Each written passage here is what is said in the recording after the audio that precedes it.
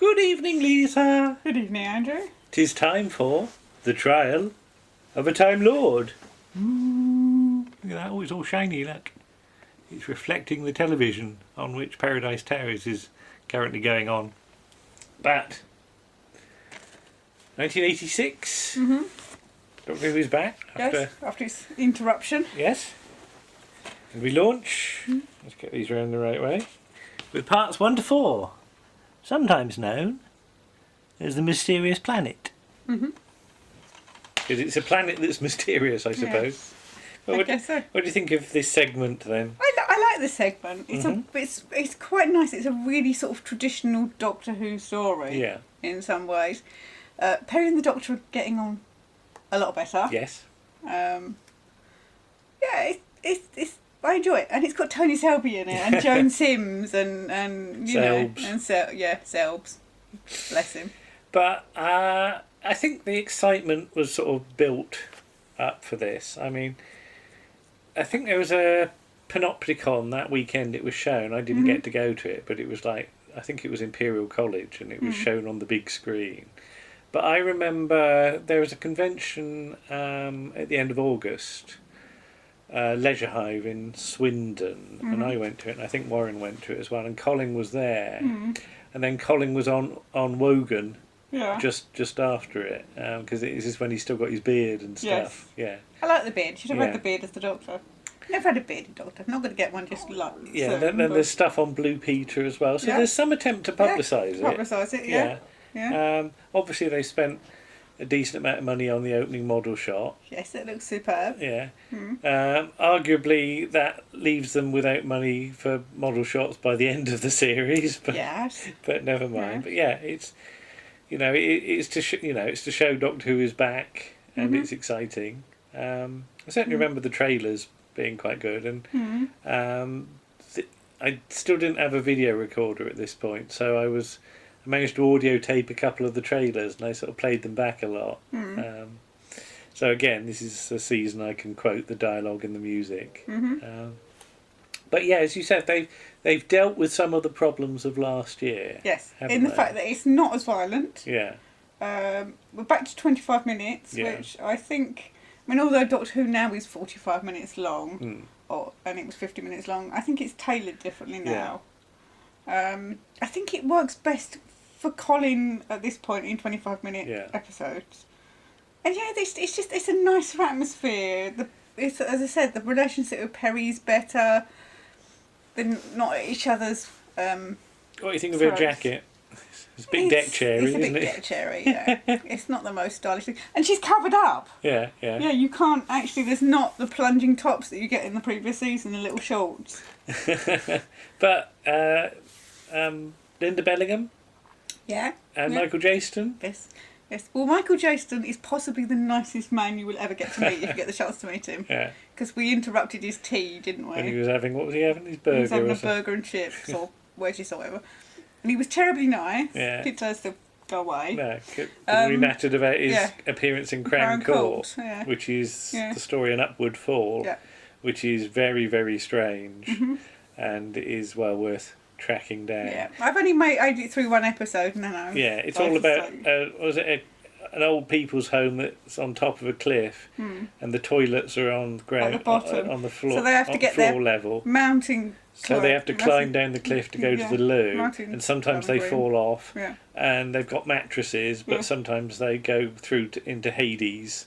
And and they get John Leeson in as a witness vicar talking about what goes on in Hades. It is an NJ Crisp. It is damn strange, but and of course Colin's got a legal background as well. Yeah. So he used to be a solicitor before he was an actor. Yes.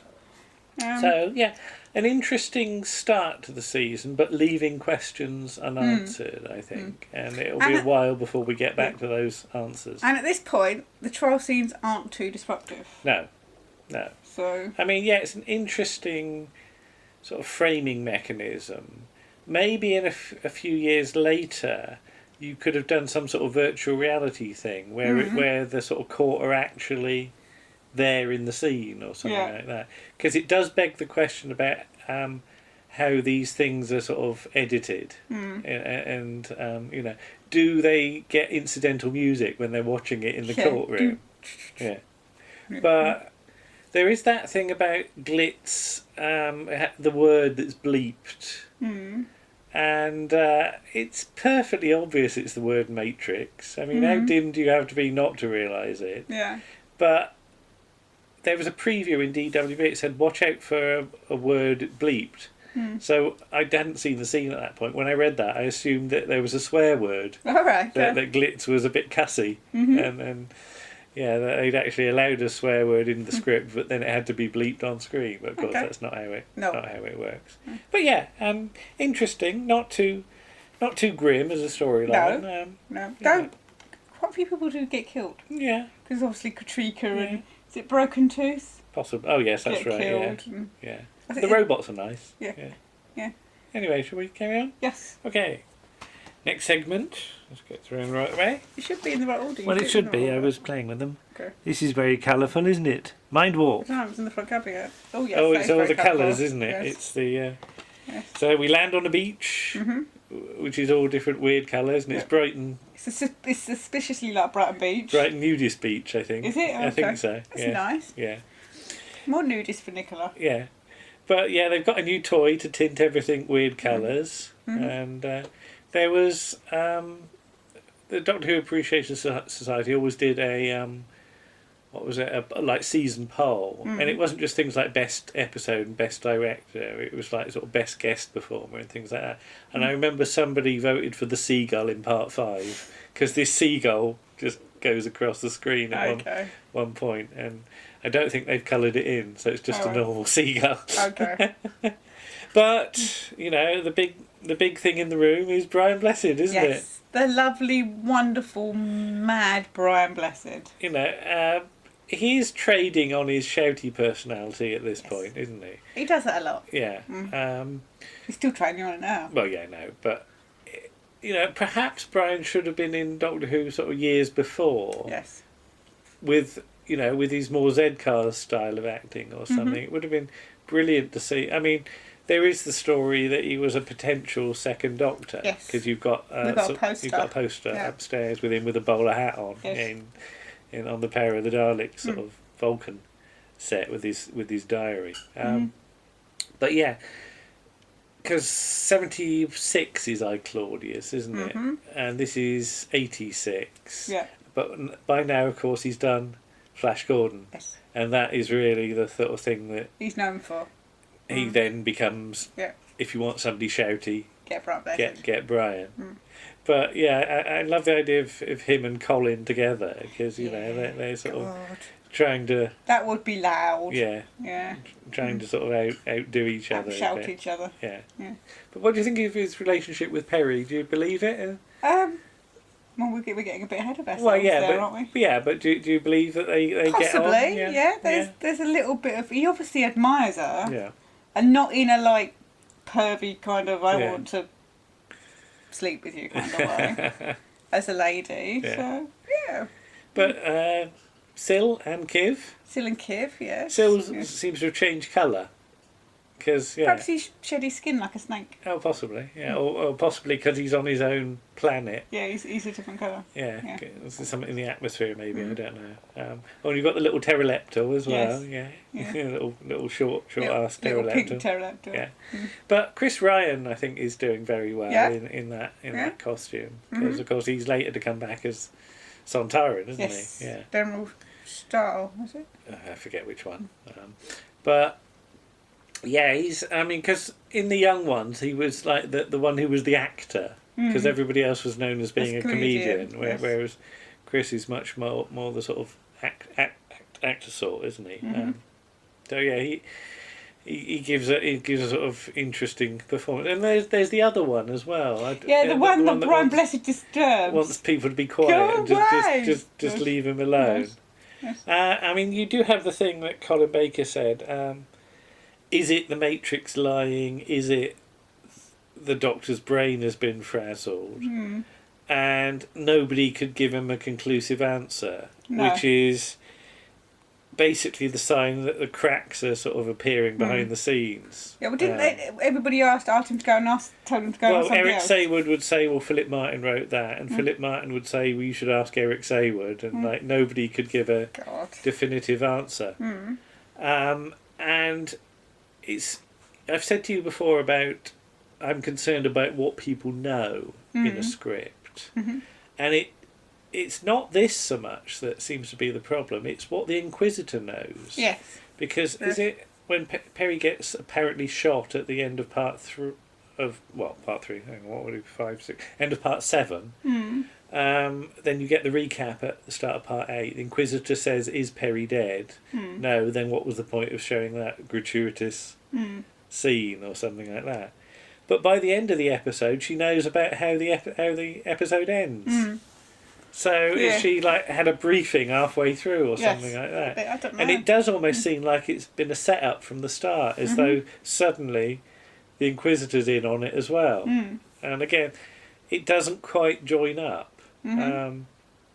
But there is the thing though that Colin was asking these questions, and I don't know how the recording works. But at what point Eric Saywood withdraws part 14? But it's possible that nobody could give him an answer at that point because they hadn't nailed down how the story finished. No. So, yeah, there is the thing that how episode 14 goes might have affected what was in parts 5 to 8. So, yeah, if the scripts are still sort of in limbo at this point... Yeah. Nobody can give an answer because there is no answer to give. But this is the thing, that the whole point of a story like Trial is that you need all the scripts nailed down before you start filming. And that's not really what's happened as the plans fall apart. Okay. Partly through writers not delivering what's wanted.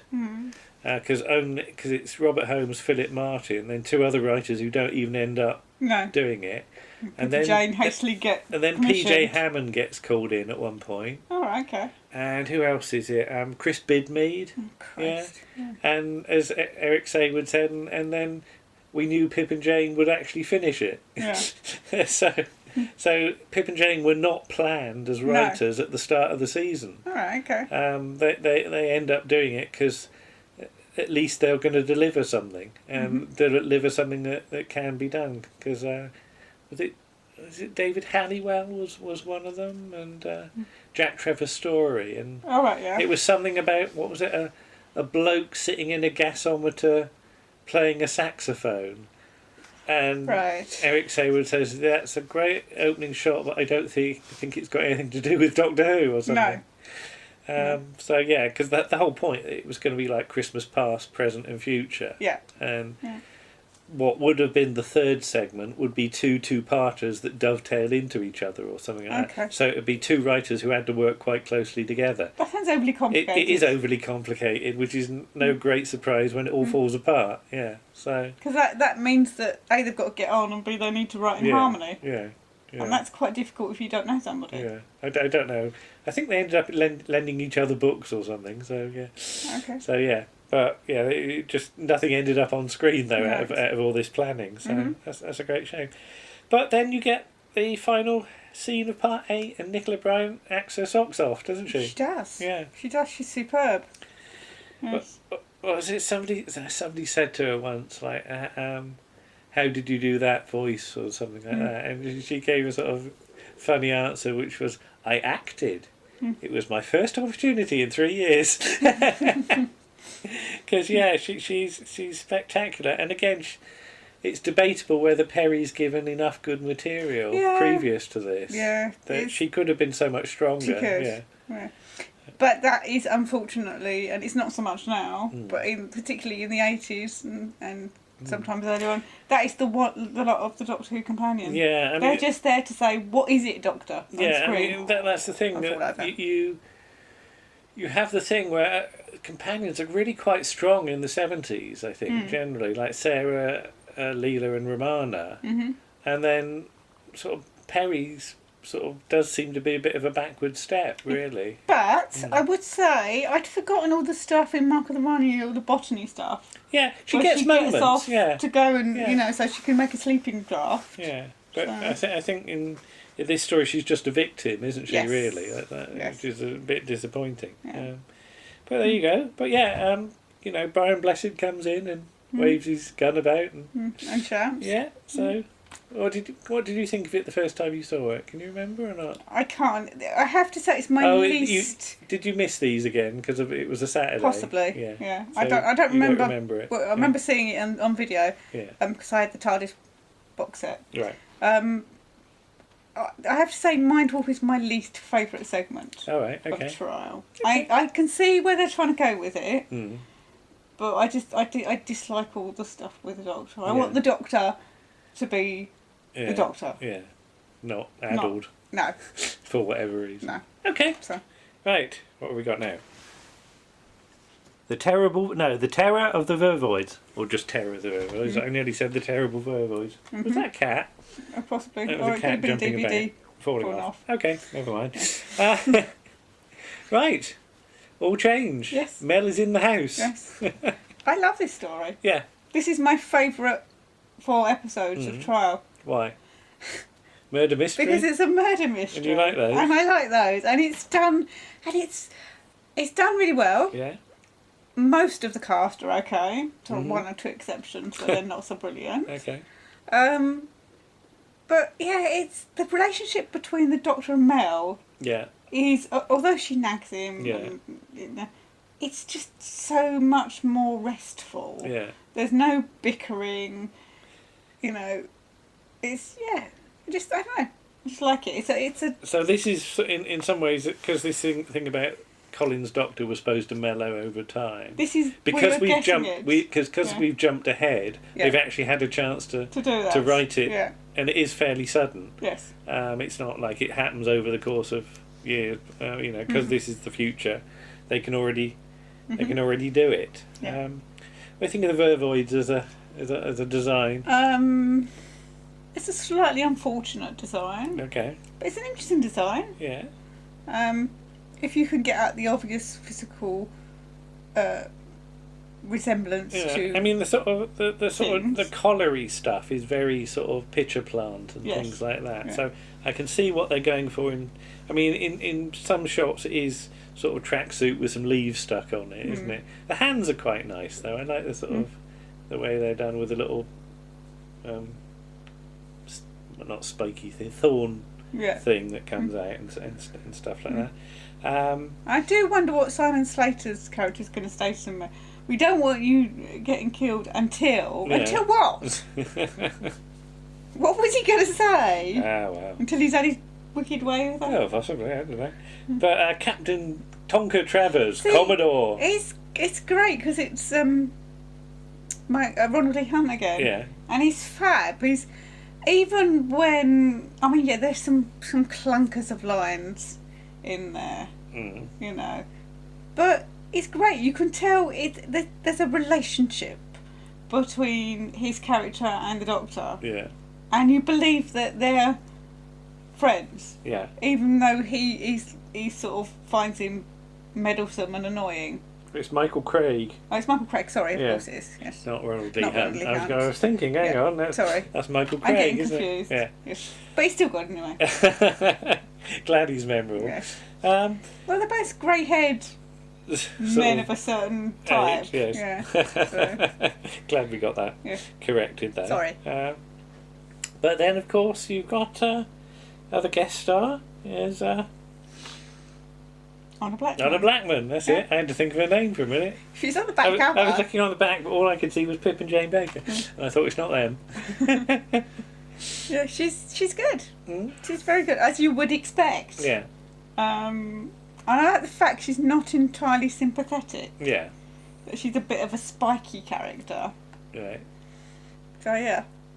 But it is complicated, I think. Yes. Into who done what and when and where and why. Yeah. Because it's almost the case that everybody done it, isn't it? Yeah, almost. Yeah.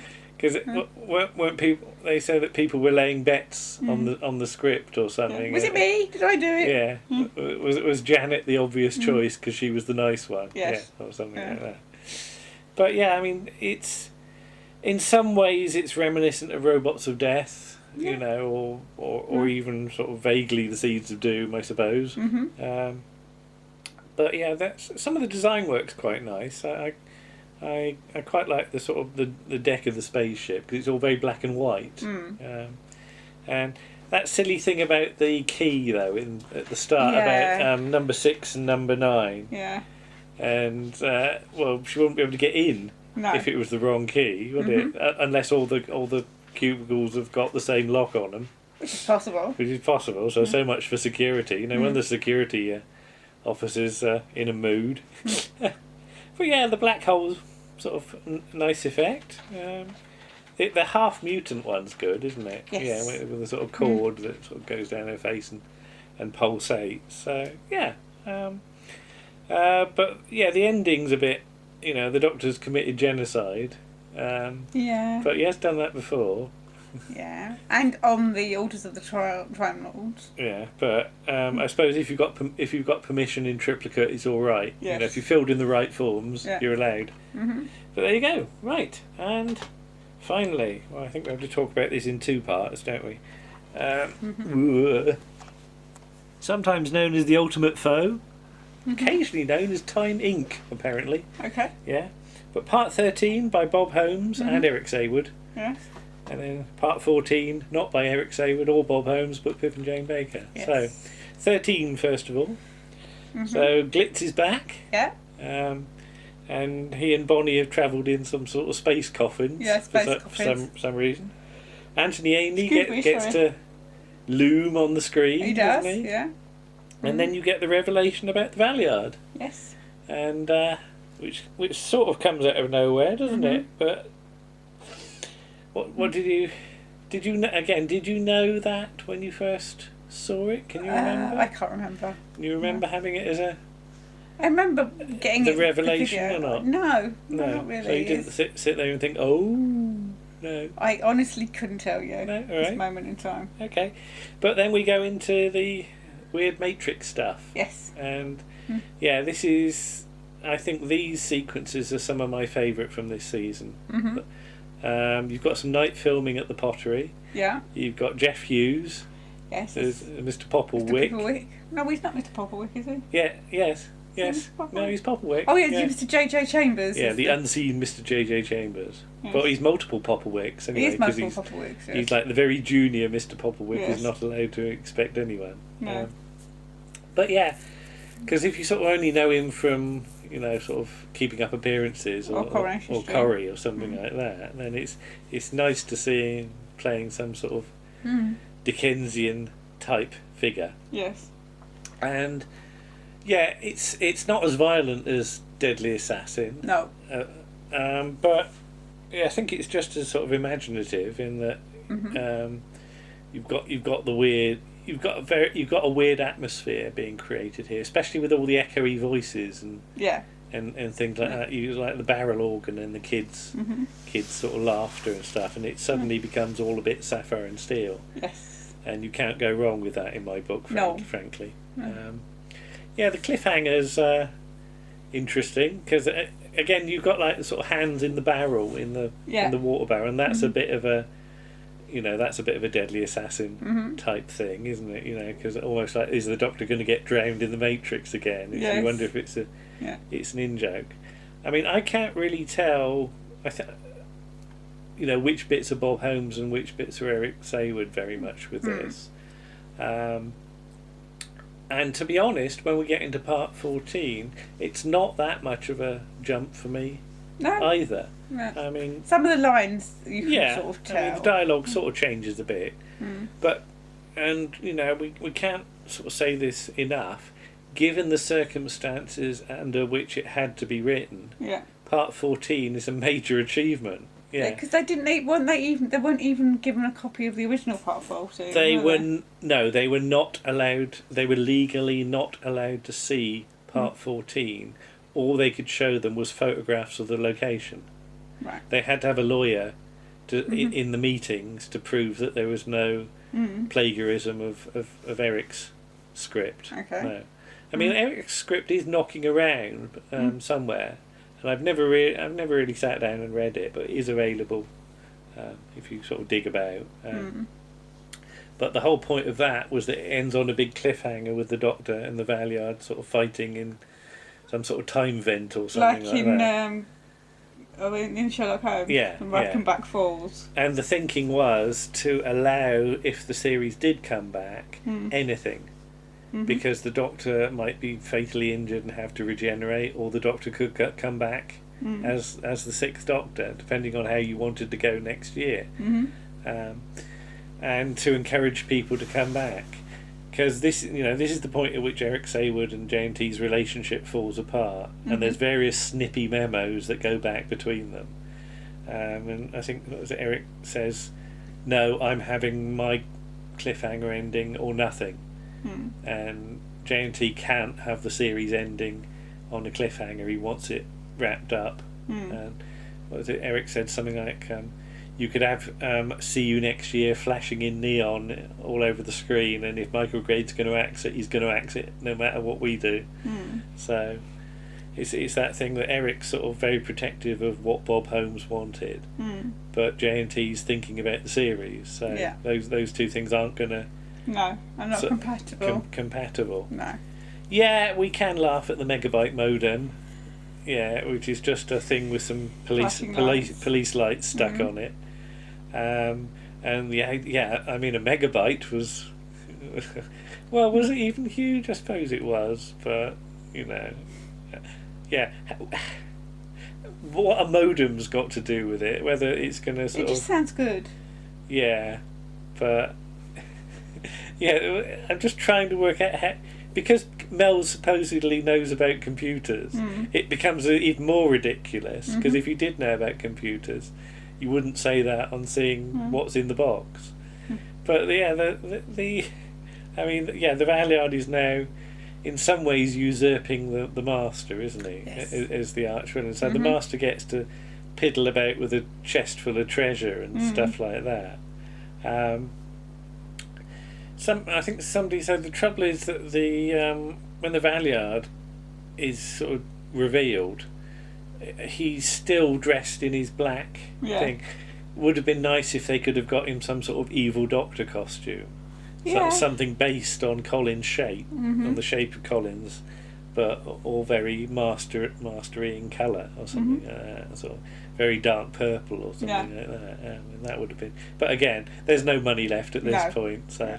Yes, so there we go. That costume, and it is quite memorable when he's appearing on the sand and he's jumping. Plink plonk, yeah. You can tell at a glance that when we did him. Genesis of the Wogans, which was our silly play, I played the Valeyard in this wonderful cloak with all multicolours on it, which I think our friend Simon lent to us, and we did jump cuts exactly the same. So I pinged in and out of existence. Oh, okay. And considering we were doing it on a camcorder, it wasn't too bad because at least we had a tripod. Yes. So that's what you need. You need the camera to lock off. But even so, that sort of stuff is still difficult on location because the background always changes a little bit, no matter what you do. You've got to have really stable sunlight, and you've got to have no leaves waving about. Otherwise, you can tell. But yeah, I mean, overall, it's a bit hit or miss this season, I think. Yeah.